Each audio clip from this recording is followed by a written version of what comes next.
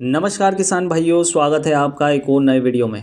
किसान भाइयों, आज के वीडियो में हम बात करने वाले हैं टमाटर की टॉप 3 वैरायटियों के बारे में, जिनका नवंबर के महीने में आप बेहतरीन उत्पादन ले सकते हैं। इनकी बुआई या रुपाई अगर आप नवंबर के महीने में अपने खेत में करते हैं, तो आपको साल का टमाटर का सबसे ज़्यादा उत्पादन देखने को मिल सकता है। नवंबर एक ऐसा महीना है जो सब्जी वर्गीय फसलों के लिए जाना जाता है। इस समय अधिकतर सब्जी वर्गीय फसलों का उत्पादन किसान भाई लेते हैं। टमाटर भी उनसे अछूती नहीं है। टमाटर भी एक ऐसी फसल है जो इसी समय आपको सबसे ज़्यादा उत्पादन डाल कर देती है। तो किसान भाइयों, बात कर लेते हैं टमाटर की टॉप 3 वैरायटियों के बारे में, जो आपको इस समय बुआई करने पर सबसे ज़्यादा उत्पादन दे सकती है। नंबर 1 है सिंजेंटा की साहू वैरायटी। ये एक बहुत ही बढ़िया वैरायटी है जिसमें रोग कम देखने को मिलते हैं। आपको अर्ली ब्लाइट और लेट ब्लाइट का अटैक भी कम देखने को मिलता है।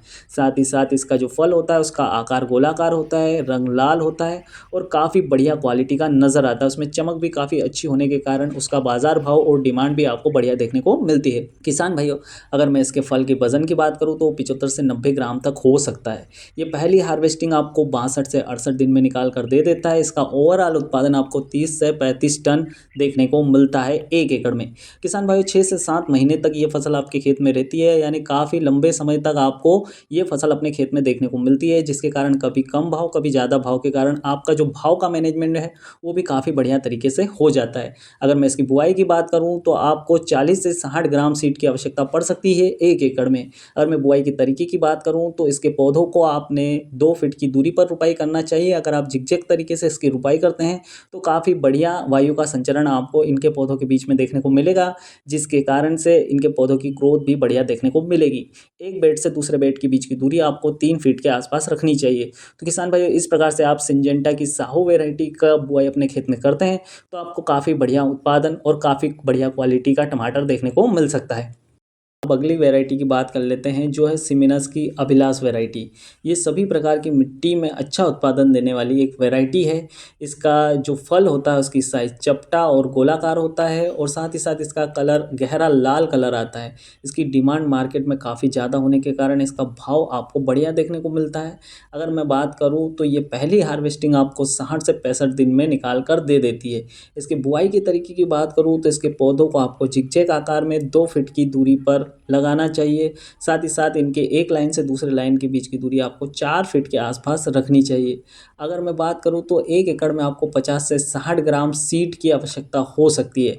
किसान भाइयों, आप इसमें अगर फंगीसाइड और इंसेक्टिसाइड का सही तरीके से मैनेजमेंट करते हैं तो लेट ब्लाइट और अर्ली ब्लाइट का अटैक भी आपको कम देखने को मिल सकता है, जिसकी वजह से काफ़ी समय तक आपको अच्छी वैरायटी का, अच्छी क्वालिटी का आपको टमाटर मिलता रहेगा। किसान भाइयों, बात करूँ इसके फल के वज़न की तो आपको एक फल 80 से 100 ग्राम के बीच के देखने को मिलता है।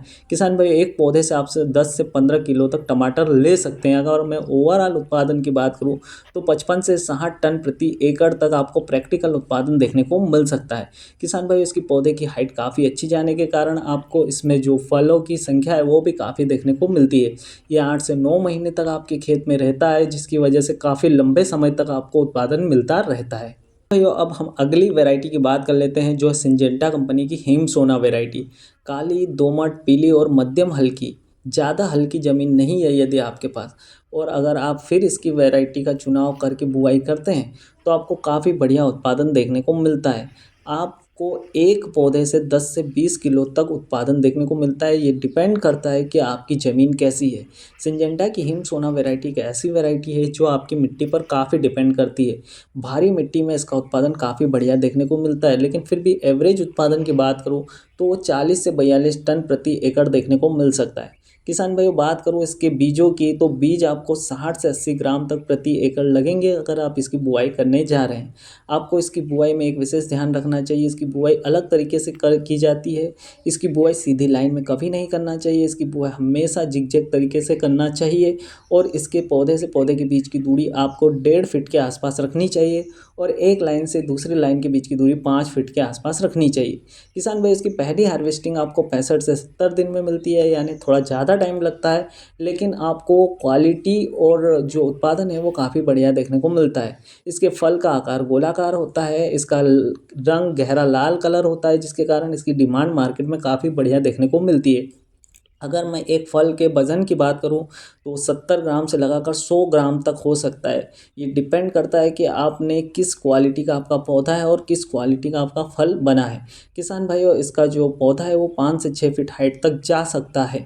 किसान भाई, फंगिसाइड और इंसेक्टिसाइड का सही तरीके से मैनेजमेंट करने के कारण इसमें अर्ली ब्लाइट और लेट ब्लाइट को आप रोक सकते हैं और काफ़ी लंबे तक एक अच्छा उत्पादन ले सकते हैं। किसान भाइयों, ये 3 ऐसी वैरायटियाँ थी टमाटर की